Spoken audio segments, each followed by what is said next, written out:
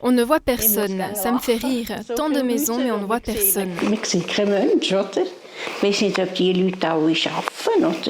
Je ne sais pas si tous ces gens travaillent, mais quand on rentre, on voit des lumières s'allumer et on sait que quelqu'un y habite. C'est intéressant.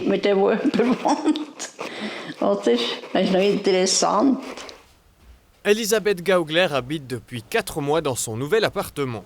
Elle a décidé de déménager plus proche de la ville parce qu'elle se sentait souvent seule dans son ancien appartement.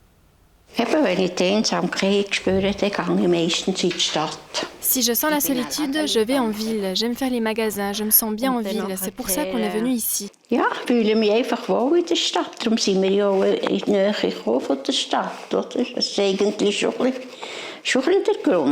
Et quand je rentre, je ne me sens plus seule.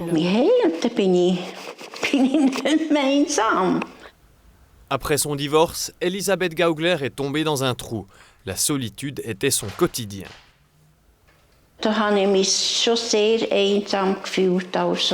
me sentais très seule. J'en suis presque tombée malade. Elisabeth Gaugler vit avec son deuxième mari depuis 20 ans. Leurs loisirs très différents l'amènent souvent à rester seule. Comment Urs Gaugler gère-t-il le sentiment de solitude de sa femme ? J'ai appris que ma femme se sentait seule, alors je lui ai proposé de chercher quelqu'un avec qui elle peut prendre contact.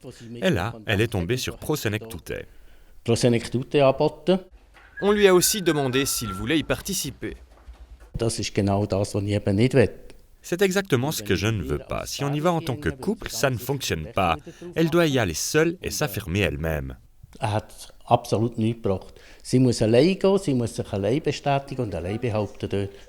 Elisabeth Gaugler a franchi le pas et elle ne le regrette pas.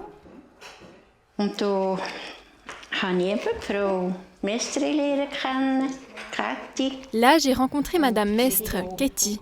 Depuis, on va souvent faire les magasins ensemble ou on se téléphone. Toutes deux vont bientôt aller à la résidence au lac où il y a à nouveau le café santé. Ce qu'elles y vivent, c'est à découvrir demain dans le 2e épisode sur le thème « La solitude des aînés ».